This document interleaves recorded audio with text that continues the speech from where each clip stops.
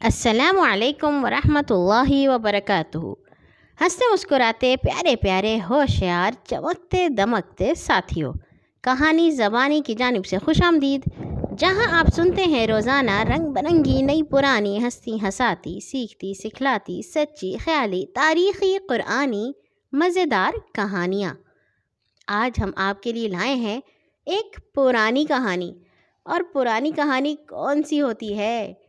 وہی جو پرانے زمانے سے چلی آ رہی ہوتی ہے اور جو تھوڑی پرانی باتیں بتاتی ہے۔ کہانی کا عنوان ہے بانو۔ شروع کرتے ہیں۔ امی جان پکارتی ہی رہیں، مگر بانو کی دھن کھیل میں یہ جا وہ جا، گھر سے نکل گئی۔ گھر سے نکل کر وہ کھلاڑی بچوں کو تلاش کرنے لگی۔ تلاش کرتے کرتے وہ پھلواری میں گھس گئی۔ وہاں اس نے دیکھا کہ ایک پھول پر بی پھول پری بیٹھی ہیں۔ بی پھول پری کو وہ پہلے سے جانتی تھی۔ اسے ان کے نیلے پیلے اور ہرے پھولدار کپڑے بڑے اچھے لگے۔ اس نے سوچا، پھول پری اس وقت کچھ کر تو نہیں رہی ہے، بیکار بیٹھی ہے، چلو ان کے ساتھ چل کر کھیلوں۔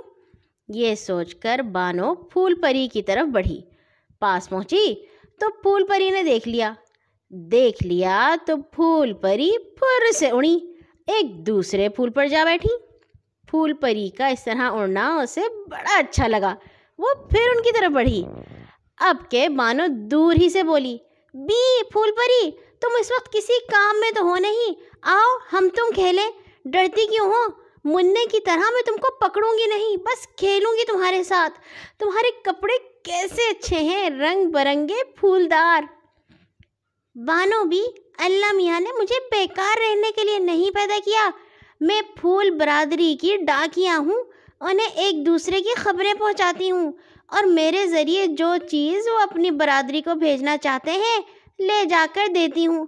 میرے ذمے اللہ میاں نے یہی کام کیا ہے، کیا تمہارے ذمے اللہ میاں نے کوئی کام نہیں کیا؟ اللہ میاں نے تم کو بیکار تو نہیں پیدا کیا، کوئی نہ کوئی کام تمہارے لیے ضرور ہوگا، پر تم جانتی نہیں، جاؤ اپنی امی سے پوچھو۔ یہ کہہ کر بی پھول پری پھر سے اڑ گئیں، اور ایک پھول سے دوسرے پھول اور دوسرے پھول سے تیسرے پھول کے پاس جا کر کچھ چپکے سے کہتی سنتی رہیں۔ کسی کو کچھ دیا اور کسی سے کچھ لیا۔ بانو دیر تک پھول پری کو دیکھتی رہی، اس لیے نا امید ہو کر ادھر ادھر دیکھا۔ سوچا، شاید کوئی اور بیکار بیٹھا ملا تو اسے گھیروں اور اس کے ساتھ کھیلوں۔ یہ سوچ کر بانو آگے بڑھی تو اس نے بی پھر کو دیکھا۔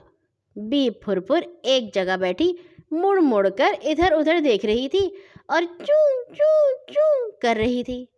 بانو سمجھی کہ بی پھر کسی کو کھیلنے کے لیے پکار رہی ہیں۔ بانو یہ سمجھ کر بڑی خوش ہوئی۔ وہ جھٹ بی پھر کی طرف بڑھی، لیکن یہ کیا، وہ جیسے ہی بی پھر کے قریب پہنچی، بی پھر اپنی چونچ میں ایک تنکا دبا کر اڑ گئی اور پھلواری کے پاس ایک مکان میں گھس گئی۔ تنکا وہیں کہیں رکھائیں اور پھر آ کر ادھر ادھر دیکھنے لگی اور چوں چوں کرنے لگی۔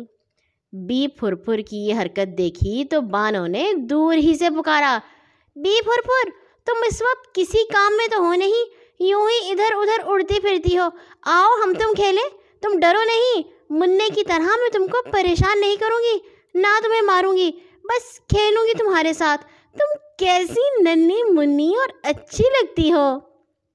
کیوں بانو بھی، اللہ میاں نے مجھے بیکار اڑنے پھرنے کے لیے پیدا نہیں کیا، میں دن بھر کام کرتی ہوں، اللہ کے حکم سے انڈے دیتی ہوں، انہیں سیتی ہوں، انڈوں سے بچے نکلتے ہیں، انہیں دانا دنکا لا کر چگاتی ہوں، انہیں پالتی ہوں، جب وہ بڑے ہوتے ہیں اور ان کے پر نکل آتے ہیں تو انہیں اڑنا سکھاتی ہوں، اس کے بعد پھر انڈے دیتی ہوں، دیکھو 3-4 دن میں انڈے دوں گی۔ انڈے رکھنے کے لیے منا سا گھونسلہ بناتی ہوں، اس وقت میں گھونسلہ بنانے کی فکر میں ہوں۔ تم نے دیکھا نہیں، میں ابھی ایک تنکا لے کر اڑی تھی، اس سامنے والے مکان کی چھت میں گھونسلہ بنا رہی ہوں۔ گھونسلہ بنانے کی ترکیب، انڈا سینے کی ترکیب مجھے اللہ میاں نے بتا دی ہے، بس میں ہر وقت اللہ کے حکم کے مطابق کام میں لگی رہتی ہوں۔ پیاری بانو، اللہ میاں نے تم کو بھی بیکار نہیں پیدا کیا، کوئی نہ کوئی کام ضرور ہوگا، پر تم جانتی نہیں، جاؤ اپنی امی سے پوچھو، چوں چوں۔ یہ کہہ کر بی پھر پھر نے ایک تنکا اٹھایا، پھر سے اڑی اور سامنے والے مکان میں گھس گئیں، اور پھر اسی طرح آتی جاتی رہیں۔ بانو دیر تک کھڑی رہی اور سوچتی رہی۔ اس سے نا امید ہو کر اس نے ادھر ادھر دیکھا، سوچا شاید کوئی بیکار بیٹھا ملے تو اسے گھیروں اور اس کے ساتھ کھیلوں۔ یہ سوچ کر بانو آگے بڑھی تو اس نے بھن بھن کی آواز سنی۔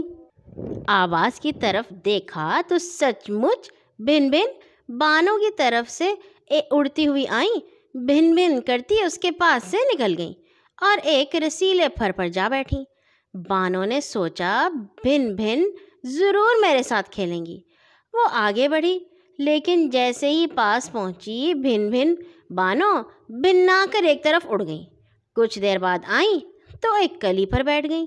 بانو پھر ادھر بڑھی، لیکن جیسے ہی وہ پاس پہنچی بھن بھن بانو بھنا کر پھر ایک طرف اڑ گئیں اور پھر آئیں تو ایک پھول پر جا بیٹھی۔ بھن بھن بانو کی یہ حرکت دیکھی تو بانو نے دور ہی سے کہا، بھن بھن بانو تم اس وقت کسی کام میں تو ہو نہیں، یوں ہی ماری پھر رہی ہو، کبھی اس پھل پر بیٹھتی ہو کبھی اس پھول پر۔ آؤ میرے ساتھ تم کھیلیں۔ تم ڈرتی کیوں ہو؟ منّے کی طرح میں تمہیں ستاؤں گی نہیں، پھر کاٹ بھی تو لیتی ہو تم، اگر ستاؤں گی تو تم ڈنک مار دینا، جیسے اس دن تم نے منّے کے گال میں ڈنک مارا تھا۔ سچ مچ میں تمہارے ساتھ کھیلوں گی، اس وقت کھیلنے کے لیے مجھے کوئی نہیں ملتا۔ تم کیسی منی سی ہو، تمہاری آواز کیسی پیاری ہے، آؤ کوئی راگ ہی سناتی جاؤ۔ بن بن بانو بھی، اللہ میاں نے مجھے ماری پھرنے کے لیے نہیں پیدا کیا، اللہ میاں نے مجھے کام کے لیے پیدا کیا ہے، میں دن بھر وہی کام کرتی ہوں۔ تم بڑی بھولی ہو، مجھے کبھی کسی پھل پر کبھی کسی پھول پر کبھی یہاں کبھی وہاں اڑتے بیٹھے دیکھتی ہو تو سمجھتی ہو یوں ہی ماری پھر رہی ہوں۔ میں بیکار نہیں اڑتی پھرتی ہوں، میں تو اللہ میاں کے حکم سے پھلوں پھولوں کلیوں پتیوں اور نہ جانے کس کس چیز کا رس نکالتے پھرتی ہوں۔ میں اپنی دوسری بہنوں سے مل کر ایک چھتا بناتی ہوں، وہی چھتا جو پچھلے سال تمہارے نیم میں لگایا تھا۔ اچھا مسکرائی تم، یاد آ گیا تم کو؟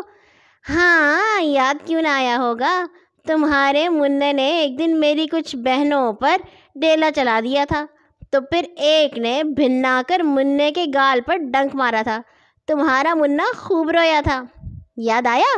اچھا تو سنو، ویسے ہی چھتا اب کے ہم سب نے ایک دوسرے پیڑ میں لگایا ہے، میں ادھر ادھر اچھی چیزوں کا رس چوس لیتی ہوں۔ بانو بھی برا مت ماننا، تمہاری طرح ہڑپ نہیں کر جاتی، میں تو وہ رس لے جا کر چھتے میں جمع کر کے آتی ہوں۔ میری بہنیں بھی ایسے ہی کرتی ہیں، کچھ بہنیں رس کی دیکھ بھال کرتی ہیں، یہی رس تو شہد بن جاتا ہے۔ سوچتی کیا ہو؟ شاید تم یہ سوچ رہی ہو یہ سب طرح کا رس شہد کیسے بن جاتا ہے؟ سنو، یہ تو مجھے بھی نہیں معلوم، یہ تو اللہ میاں کی حکمت ہے۔ تمہاری بکری دانہ گھاس کھاتی ہے، دودھ کیسے بن جاتا ہے؟ اللہ میاں کے سوا کون جانے، یہ تو اسی کی حکمت ہے۔ مجھے تو اللہ میاں نے چھتا بنانے کی ترکیب بتا دی، میں چھتا بناتی ہوں، مجھے اللہ میاں نے رس جمع کرنے کا حکم دیا، میں رس جمع کرتی ہوں۔ مجھے اور میری بہنوں کو کہا کہ اس کو چھتے میں رکھیں، پھر تم یہ بھی تو دیکھتی ہو کہ یہ رس شہد بن جاتا ہے اور چھتے ہی سے تو موم نکلتا ہے۔ بی بی یہ سب اللہ میاں کی قدرت ہے، پھر یہ تو سوچو یہ سب کس کام آتا ہے، کیسا مزہ لے کر کھاتی ہو تم۔ ایسا اچھا شہد جمع کرنا اللہ میاں نے میرے ذمہ کیا ہے۔ پیاری بانو، تم کو بھی اللہ میاں نے بیکار نہیں پیدا کیا، تمہارے لیے بھی کوئی کام ضرور ہوگا، پر تم جانتی نہیں ہو، جا کر اپنی امی سے پوچھو، وہ تم کو سب باتیں ٹھیک بتائیں گی۔ بھن بھن یہ کہہ کر بھن بھن بانو تو اڑ گئیں اور بیلے کے ایک پھول پر جا بیٹھی، اس سے رس لے کر اڑ گئیں، پھر آئیں، پھر کسی چیز کا رس لے کر اڑ گئیں۔ بھن بھن بانو یہی کرتی رہیں اور بانو دیر تک کھڑی دیکھتی رہی۔ اب اس نے سوچا اب کس کے پاس جاؤں اور کس سے کھیلوں؟ یہاں تو جس کو دیکھو کام سے لگا ہے۔ وہ پھلواری سے نکل آئی، گھر کی طرف چلی۔ راستے میں بھی کٹ کٹ ملی۔ بانو نے ان سے بھی کھیلنے کو کہا۔